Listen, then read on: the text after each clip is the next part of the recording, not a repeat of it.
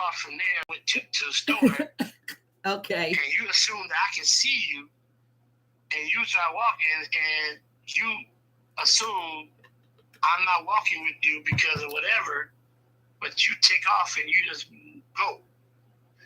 And then now you don't know what I'm thinking or what I'm doing, but now I'm sitting here lost, don't know where I'm at, and confused.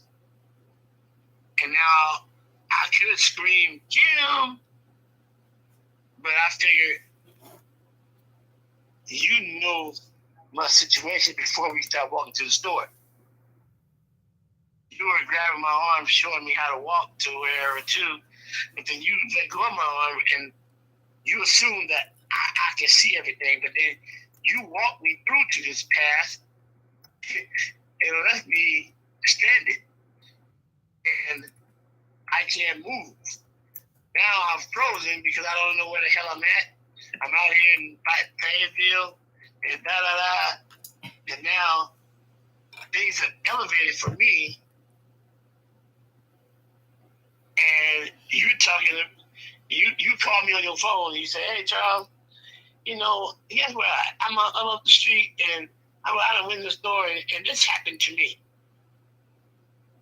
And you're not even thinking, you're not saying, where are you, Charles? Or what happened? Where'd you go? You are just talking about your situation. And I'm thinking, my ass stranded here, lost, don't know where to go. And you calling me, asking me, telling me about your situation and where you are. And I'm sitting here, don't know how to walk back to your house, don't know how to walk to the store where you are. So I gotta stand here and hopefully you come back. So that's where this insecurity comes about, where people who are handicapped or whatever, who are just going into this problem. Like, I went to my buddy to watch the football game the other day, like the other week, and I drove over to his house, right? But he don't know my eyesight was a trip. So I drove over there, and I was going by, I kind of know where he lives, so, but then when I got on the freeway, everything got like, the sun was beaming different directions, and my sight was jacked up, and I got off at the road exit, but then I started to feel, and I can't see the signs driving down the street. So I went just off the landmarks, right? And then I got over where I thought he lived. So I went down the trailer street, and it wasn't. And then I couldn't tell him, so I couldn't call him and tell him, come get me, because I didn't know where the hell I was. So I took a picture of the street sign, and because the sun was beaming in my face, I couldn't take a good picture of the sign. So I had to go back to this elementary, which would have been a landmark he would know, and I told him to come get me. So he came and got me, and then he took off, and then he started driving, and then, we had to turn it, and I had to wait for the traffic to go by first, and he took off, and now he's going off the street. I don't even know where he is. So I'm like, I started getting frustrated again. Like, if I had told you to come get me because I can't see, why would you take off? And you going way off. If I could see, I wouldn't be asking you to come get me. So this is a thing. This is becoming a problem for me. It's not your fault. It's a problem with that. I got to deal with this issue right now. And I just don't want to get in a predicament right now, because that's why I haven't started any of this stuff, because it takes me getting on the computer and doing all this stuff. And I'm like, I'm getting treatment for my eyes. Either the treatment's going to work or they're not going to work. But the thing about it, when you're doing treatment, your eyesight changes every time I get the injections. So it's like accepting stuff that you don't want to accept. but then you got to talk about it, and it's like, and it's like when you say, "Oh, I didn't know you didn't know this. I didn't know you know that." It's like a strike. It's like talking to a person telling them, "Oh, I realize you got a problem and you can't see it," and it's like it's driving a nail in the coffin more and more, hearing things that I don't want to hear. Like the other night when we were sitting there, and I was like even when you was walking me through it, and I was like trying to put the damn email in, which we really didn't have to do, but I was spending so much time just trying to put, and the emails was too big to fit into the whole damn thing. And then I was like, and then you got quiet, and it's like, I'm gonna give you another example. You know how my wife, when I tell you, I talk to her, and then she tells me, "Oh, I understand," and she don't understand shit. Right. And then she's doing it because she don't want to repeat. Like the night when we were doing that, right? You were sitting there, and you kept asking me, "Where are you, Charles? Where are you? Like, what screen you on?" I'm on the same damn email machine, and I'm trying to get this damn email in, and it won't fit. But I was putting it in useless because the account was already set up. So I spent like 45 minutes trying to put an email in a box because it kept coming up and it was red. Yeah, and it was because it was basically telling me the fucking email's already in, so stop trying to do the same account. That's what I was trying to tell you. And I finally looked at the screen and started scrolling down, and I was wondering why it keep sending me back to the same box. But you can see that, but I was telling you, this thing is did it, and then I tried to figure it, and then I finally figured out when I read the thing, it said, it's already in here. So I'm like, when you directed me to go add an account on the email that's already we signed in with, you understand, I was spinning my wheels for 45 minutes when I could have been doing something else in the program. Right. So it's like, it got frustrating once I figured out that this shit was going to waste my time. And it's like, I've been banging my head. I'm thinking I can't move forward until this email gets put in. But that wasn't the case. Right. I know that wasn't the case. And that's why my next strategy was for us to make sure we start doing video chatting so I could see you. Then I can begin to take screenshots of things that are happening so I can figure out how best to help you. The other thing is, Charles, this is a partnership. You can't expect for people to understand exactly what you're going through because they've never either gone through it themselves. So a part of it is you're going to have to educate more. What I did learn that night is I was helping you, and I think I was still in bed. I didn't even get out of bed that night. I just talked to you. But typically, I'm standing in my garage right now, literally standing up for 6 to 10 hours a day when I'm working. It's just a comfort zone that I have got accustomed to. But I am beginning to understand or overstand more of some of the challenges you are facing or will be facing as you go through this process. But you can't assume that everybody knows that. Everybody ain't spending time with you. If you notice that I avoid certain things. Yeah, I know you avoid. Well, you was like, let's get going. Like you sending me a bunch of texts, right? Go here, go there, go there. And it's like, if I go there, it's gonna ask me all kind of stuff about me, myself, my name, my email, the stuff I gotta sit there and try to figure out, see that I can't see, and then I type it in, and then it starts taking me to another page, asking some more shit, and I'm like, I'm not ready to go do that right now. I understand that now, but I didn't understand that this was a part of what you were challenged with until that night when we were going through this process. Right, but it's just like That's why I stopped sending you stuff. It's like we talking, right? And I'm talking to you, and you telling me, you worry about people coming knocking the door, whatever.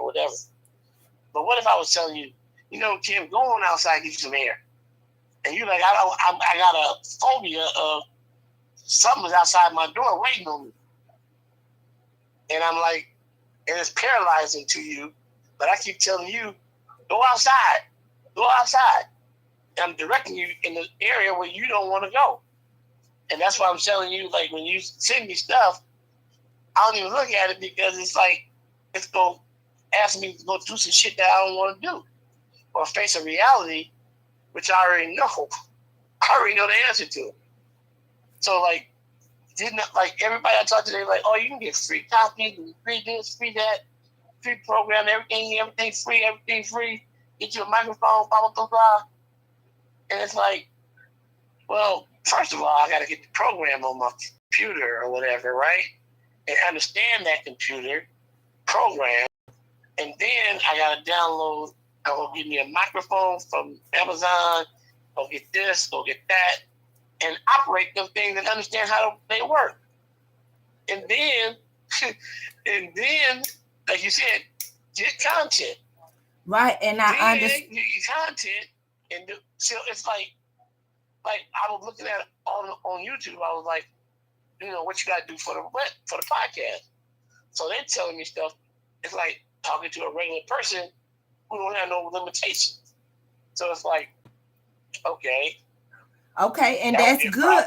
And that would be a problem. And that's good for us to walk through together so I can figure out a solution, because I want to work with you. But ultimately, what I'm going to be looking for, Charles, is some kind of grant or something where somebody can actually come into the home, even if at some point I have to come there for a short time and set you up. Set your computer screen up so it magnifies, but not only that, show you how the stuff work. I have to learn.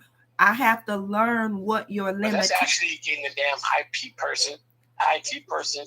It doesn't. That doesn't necessarily have to be that way. That you assuming it could be a grant just to get you the equipment, and a part of that contract is for the person to come set you up. Time out.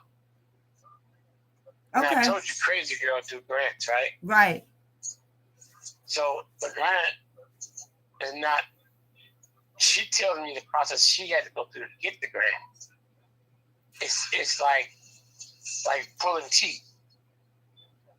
And then I cut my ties with her, but she has a whole fucking studio set up with microphones and everything. But I don't want to go to her place because she got the reentry people in there. Now, I ain't saying nothing about whatever, but chances are one or two of them people may have the virus. Right. So I can't go over there. So that whole, and then she even might have the virus. Or she just may be working with them guys, and then she get the virus, and it don't affect her, but it come and she bring the shit to me. Right. These are the things that are my limitations. Right. So it's like my podcast might not be the move right now. That's why I said YouTube. So I just take the videotape it. So my wife was like, "Oh, okay, I'll come and then I'll set the kitchen up, and then you just talk in front of the camera or whatever." Maybe that's the first route for me is the YouTube. That's what show. But that's what I was telling you when I was reading the That's what I was telling you when I was reading the going through the meta course, and what they were saying is video content is where people are, and then how long your videos are and stuff like that. And that's why I wanted you to get screencasts, because at least screencasts, and we're going to figure that out, Charles. It will allow you to do the videos on your phone until you build up your community in your YouTube channel. But at least you can do short little videos, walking your dog, going to the grocery store, whatever you got going. Right now, hold on. You're telling me all the stuff that this thing can do or other programs can do, and then I see on YouTube and they say there's all this stuff, everything's so easy, but I just attempted 4 days of just trying to get into screencasts. Okay, do you want to go through it right now, Charles? No, I'm burnt out. I spent all the 4 days doing trying to get in. So did you ever download? And I asked you, yeah, it's already all this shit's on my phone. Okay, so did you? No, but then I'm telling you, remember I said I have the other phone next to this phone, blowing the screen up so you can see screencast. Right. And then when I broke up my laptop, I was like, okay, it's all magnified and everything. Then it was like, you got to move the screen around to see what's all on the screen. But then it was like, okay, that's another thing. Each one is going to present hurdles. The tablet, the laptop, and the phone. So that's 3 things that I got to deal with. And I was like, let me just do the phone. That's why I went and got T-Mobile to get all this data cleared off so I can put on the recorder. The recorder don't require anything, but now I got to get back to this page. Like in that email you sent me, but that email in Google, the shit fell off. It's somewhere, it's not in that email anymore. It's in a different page where, like when you look at something, it ain't new no more. So either it got put to the trash part or it's not in the list no more. When I used to open it, it was right there. So now a whole other issue came about where now I want to go to screencast.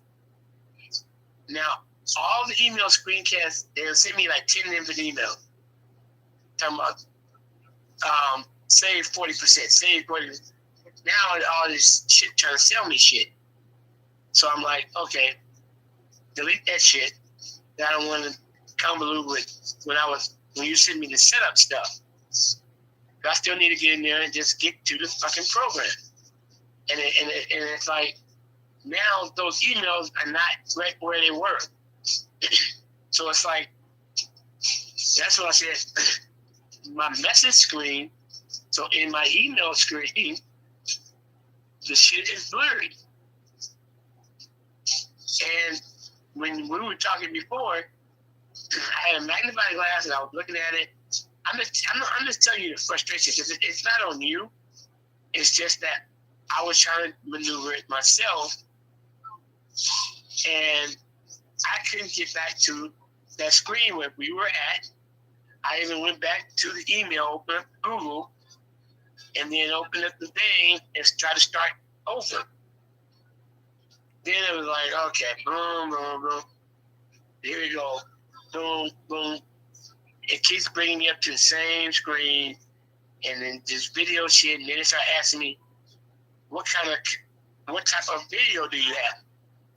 Do you have this? Do you have that? Or you want a screenshot? Right. Not a screenshot of whatever the fuck's going on. No, it's not. No.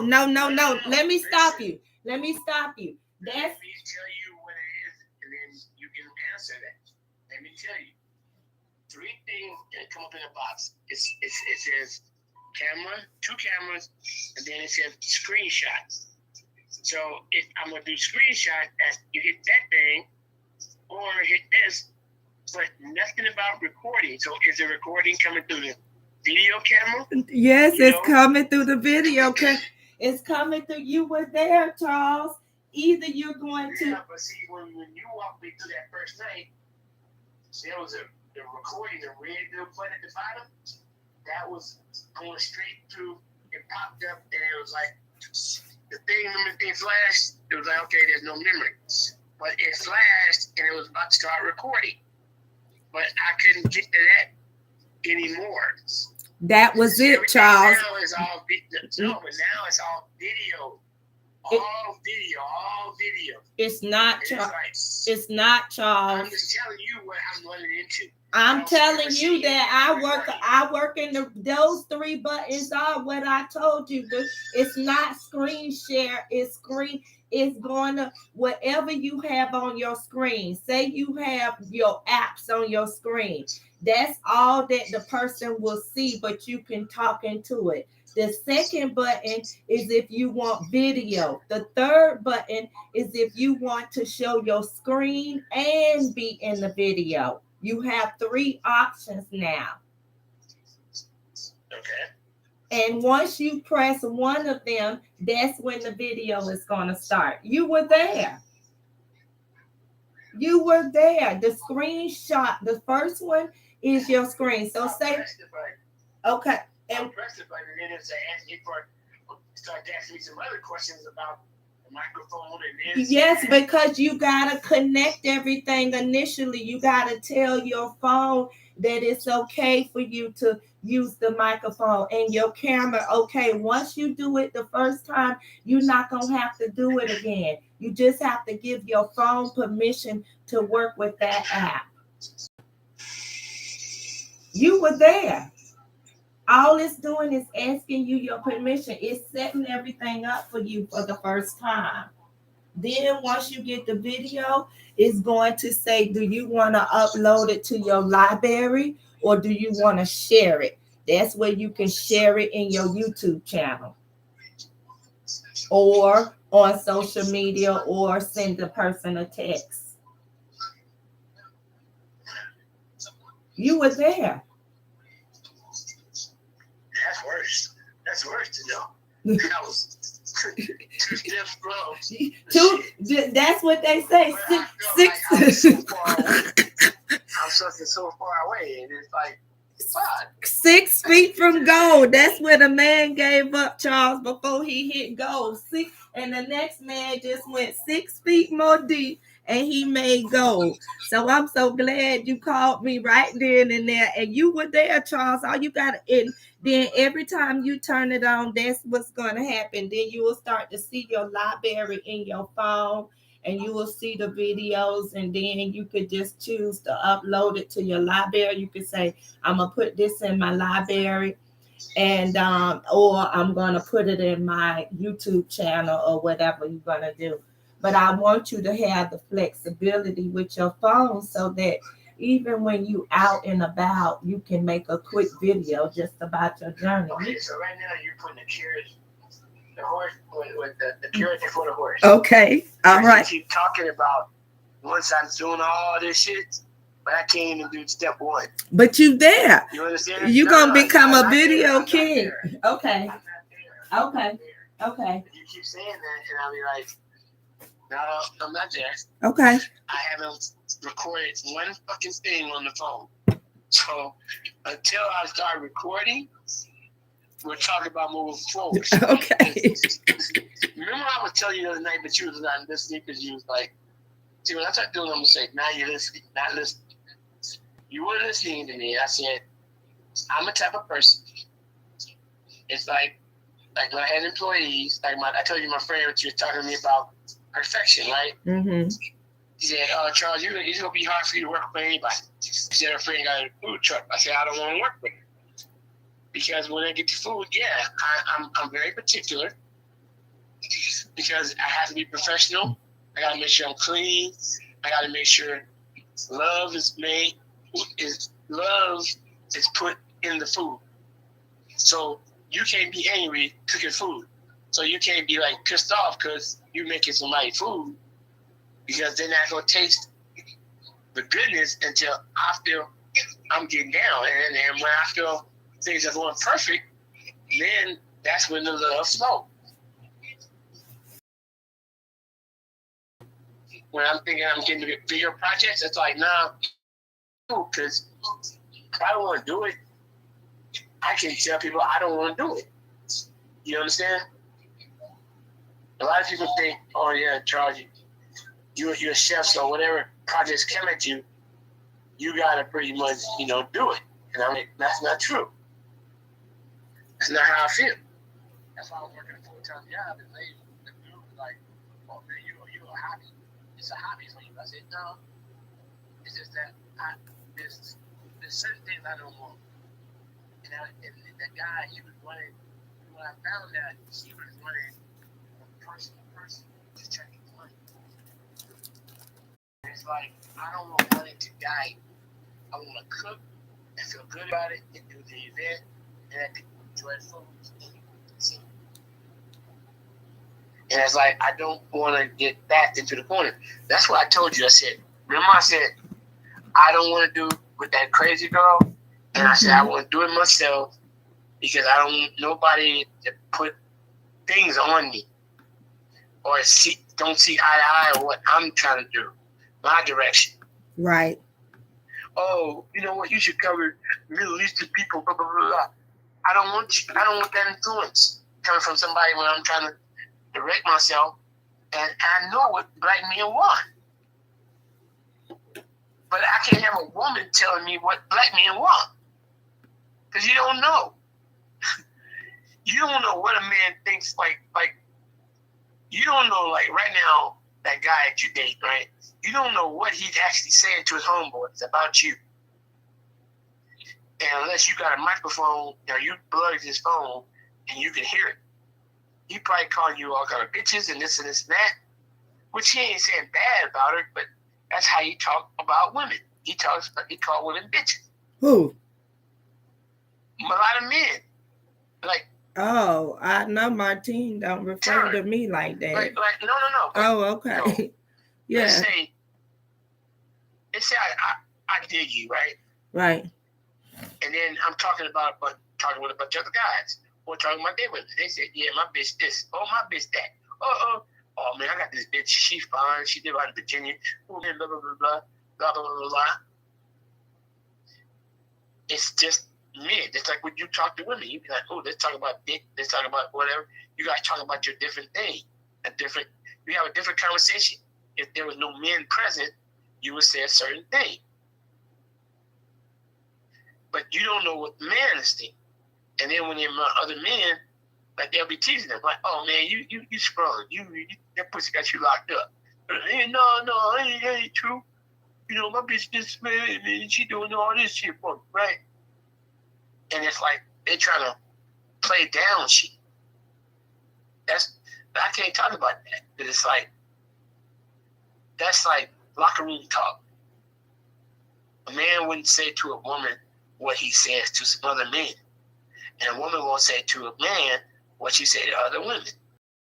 See, when it's a group setting and there's no other men present, different conversations come out. And so that's what I'm saying. It's like, I forgot my point. Mm-hmm. But I'm like, it's just that, I was talking about people getting involved and then telling people, like they're telling me, you should do this topic. I already thought topics through. And as I walk through as a black man through America, or even drive through a situation, I see stuff. It reminds me of stuff. That's why I kind of recorded it like, yo, talk about this topic. Or I may be doing road rage. I may be like, okay, I want to talk about road rage. How to prevent, not to prevent it, but how to deal with it and get out of it alive. Because you raise things a certain way. And then we were talking the other night, right? When I went to my buddy's house, right? They were talking about a guy they knew. They said he was in the war. And he had a platoon under him. And they were saying they said he looks about my height, he's slim, he looks like he would never do nothing to you. But he's a cold-blooded killer. By army death. Which he can kill you probably without his gun. He probably think can kill you. And the thought is you don't know what a person looks like. That can be like you see a big dude, you think, he's dangerous, right? He's a big motherfucker. He's big, 300 or 400 pounds. Yeah, he's a security guard. But if you look Kimbo Spice, or whatever his name is, he died. But he used to be an MMA dude, right? But before he went to MMA, he was just he just got out of jail, and they were taking him. His white boy was giving him money to fight other bodyguards, like big niggas, and those big niggas are out of shape, so they can't fight too long anyway. And they don't know how to fight. And most bodyguards think because they're so big, they never get into confrontation. But usually the MMA dudes, little dudes, can fight. They're the ones you want around on your team because they can fight. That's what they do. Big dudes are appear threatening to you. But most of them, they can't fight or whatever. So what Kimbo used to do, they go and listen. I'm going to put some money on it. They go back alley, and they're like, okay, bare fist fight. So he would just he'd be whooping the shit out of this dude. And then they be like, they're tired, and now he just knocked them out. He just boom, boom, boom, boom, boom. And it's like usually if you don't train for a fight, 3 minutes is the worst fucking thing you can do. Like you get into a fight and then somebody jumped on you and you ain't trained and you don't do any type of physical exercise, you will be the worst person. You will be a victim. Because what can you do? I mean, you'll kick, you'll do that. Now you're tired in the first minute. Now you can't kick nobody. Your punches coming across like pillows. And you got pillows on your arm. And you don't know, like you go to the bar and the clubs and shit, you wind up fighting with somebody, and you usually ask with alcohol and it always starts fights. But then people don't know who they're fighting. If this person is a trained killer.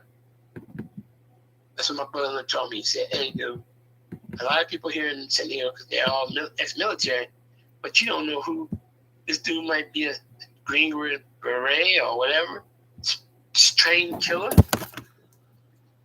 And he can shoot you with his hand, and you get into a fight with him, and you can't even beat up your girlfriend. So now you get fucked up. Or you catch somebody that's like, he just broke up with his woman and da. So it's like, be careful of the situation. You know, there's certain things I want to talk about because it's like, black men think, oh yeah, you know, like I used to joke and say, oh, you know, whether they need a good ass or whatever. But who's going to issue that ass whooping? Not going to be me. Not me. Like my friend, she was joking with me. She said, I said, like we be talking shit, right, to each other. Like, I'm going to put my foot in your ass, right? She was like, you ain't going to put your foot in my ass. You can't do that. I'll whoop your ass because you all on dialysis. No, she's like, and I know you fatigued. So she took what I've been telling her, and she's like, I know you fatigued and you get tired and you be out of breath in the first minute, then I kick your ass. So she's joking like that, right? But I'm like, well, you know me then. But not everybody knows that. You know?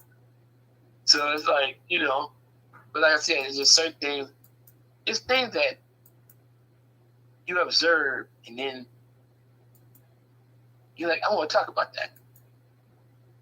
Because as a black man, a lot of black men they walk around with their chests out. But here's the thing. It's been known, documented that black men, even in prison or whatever, they're notorious for talking shit. So let's say somebody say something to me or whatever. So I'm like, ooh, nigga, I'll fuck you up. Ooh, don't make me do this one more time. But see, with other nationalities, especially foreign people from out of the country, if they perceive a threat, they're going to act on it, and they're going to act very violent. But brothers here, it's like they bullshit, talk about what they gonna do. Oh yeah, I'm gonna fuck somebody up. Ooh, I kick that. But when they confront him with these people, they're talking shit to the person, and the person's strategizing how they gonna knock the fuck out of that black dude. And it happens like that. Because they don't give no warning. They don't talk. They just be quiet. And when somebody's quiet, you don't know what the fuck they thinking. He may be calculating how they gonna fuck you up. Get that motherfucker in his throat, and hit him in the neck, kick him in the door, then I'm gonna get him in the headlock, fucking crush his lungs and shit. And you sitting up there like, yeah, motherfucker, you want some of this? You know? And it's like, it's like with a gun. It's like you take a gun. I was watching SWAT the other night. He said, everybody was like, oh, they want a gun, right? And like, do you really want a gun? Can you shoot somebody in the heat of the moment? Like, if you tear down to busting on somebody, would you pull the trigger? And then he took her to the range, and then she couldn't even shoot the gun. So imagine you got a gun and you got a person coming at you, an assailant, and then what you gonna do? And then he knows that you ain't gonna pull the trigger, and he gonna come and take the gun, but now he got your ass. Now you're a hostage. He took your gun and you didn't shoot. They were like motherfucker be like, shoot, motherfucker, hit me, yeah, come on. And you don't do it. Now me, that's different. Now I know I'm gonna have consequences. The motherfucker say, shoot me, and he coming at me. Oh, I'm a blast. I won't shoot him in the heart right away. I'll shoot him in the leg to cripple him. And if he keep coming, then I'm gonna have to go ahead and just drop him. But now you gotta think of the consequences. Now they'll say, why did you shoot him? It could never gotten that bad that you had to kill a motherfucker. It's like now you got CSI, so shit, you can't leave nowhere. You got blood splatter, you got fingerprints, DNA all on the glasses. You didn't know it would escalate to that point. But these are the things I want to talk about, but I just don't want to be directed to tell me what to do. That's why I cut ties with certain people, not for the podcast, but that was because of other reasons. But other than there was things that she did that was disrespectful, and I couldn't tell her because it would start another argument. You know what I'm saying? It's like if I say, "Oh, Kim, you talk to me this kind of way, right?" And then you think you don't. So now, not only me telling you that you do something, I got to convince you of what you did, and I got to give you examples. And then they'll be like, "You took it wrong." Well, in life, this is what I perceive how you did it. Like when we around certain people, right? She used to talk down to me, and then, I know you. It's kind of like I know your past. Like don't do this. Don't do this. So why did you even bring me? Why you even bring me to this fucking party? And I know now I got different ideas in my mind. Like she called and invited her this thing she was doing, a pop up at her for Warren G, the rapper, right? So he wants to do some the reentry stuff, right? Mm-hmm. So she's like, I got reentry shit stuff locked up, and I got grants, and I'm doing all this and that. So Warren G's gonna come next week, and I want you to come, Charles. Now, what she wants is, you know how somebody wants to have a token black person that can identify with them, Mm-hmm. with black men, Mm-hmm. and see eye to eye. So she knows she's of a different nationality, so she wants to act like she got black friends. Guess what? I'm that token. But you invite me, and then I come, and then it's like, Charles, don't say nothing. Just stand, just sit over here in the corner and keep your mouth closed. Is that what she would say? yeah, and it's like if you say go network, but then don't talk to nobody about nothing. and don't talk about me.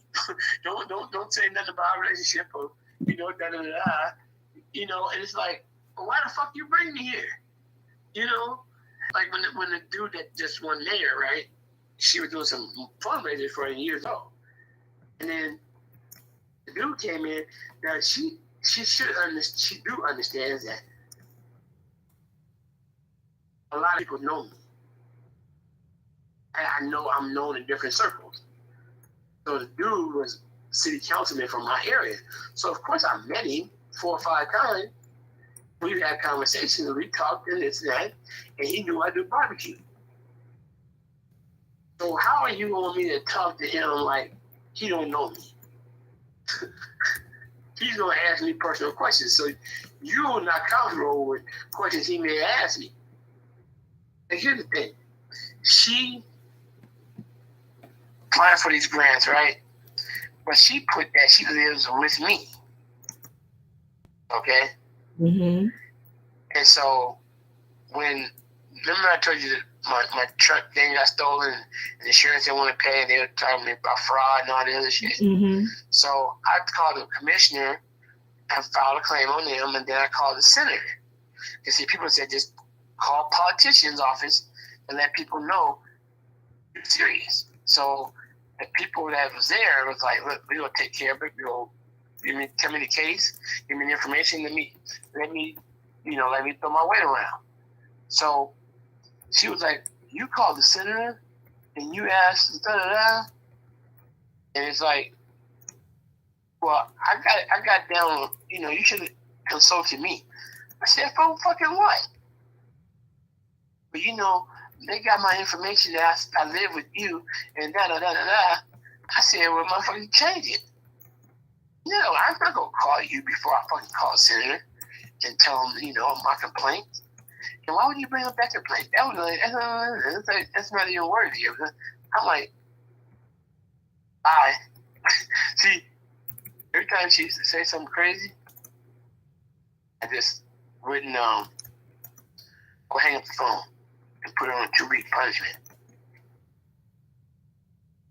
So every time she says something crazy, just like my sister, I put him on 2-week punishment or I don't talk to him. And then, and then like I said, this shit is common. So it's like let's say you do something, you hosting some kind of event. Now you met these people for whatever, you got a certain relationship with them. Now you saying you brought this black guy here because I'm educated, this and that, and I'm connected, but you want me to sit there muffled, sit there and keep my mouth shut and don't talk to him.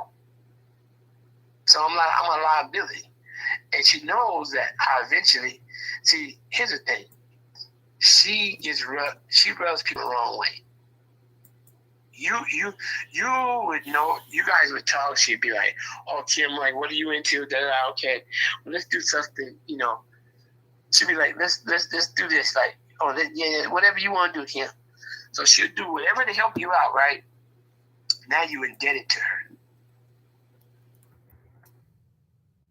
And she thinks now you are loyal. That means loyalty to her.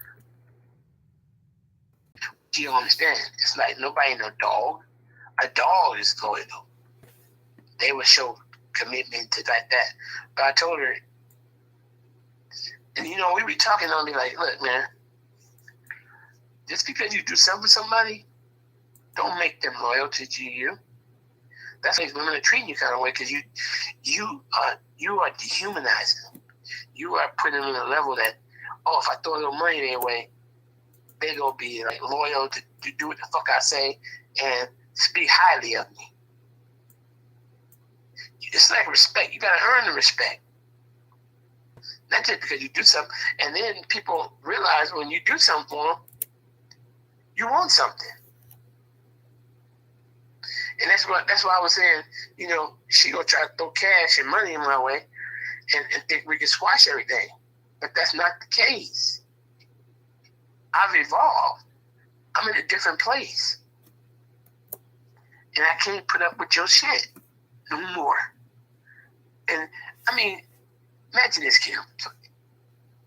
Let's say out of a week, we have 4 conversations. 3 of the 4 ends with an argument, with me getting off the phone with you and not talking to you no more for a while. But then you call me and talk to me like nothing ever happened. So you'll call me and like, oh, check this out. I found this thing and da-da-da-da. But then she'll be like, what's going on with your podcast? Let's get going on that. I think it'll help you with your energy and this and this and that, da-da-da. So she'll be like, Kim, what's going on with your house situation? Let's do something and turn around and get the house situated. And then you can file this thing and this thing. But now you're indebted to her. You see what I'm saying? She'll lure you in a different way on shit that you are interested in. But that ain't the goal. She wants to get you loyal to her, so you do what the fuck she wants. And you see things her way. And that's why I was like, nah, man, I'm tired of this. I done seen this shit for years. And I'm like, done. I'm done. It's like she would be calling me right now, and we'd be sitting talking about she done found a spiritual connection with some guy who just got out of jail, and he understands me. And then a month later, she ain't talking about the motherfucker. Oh, he said something I didn't like, blah, blah, blah. I didn't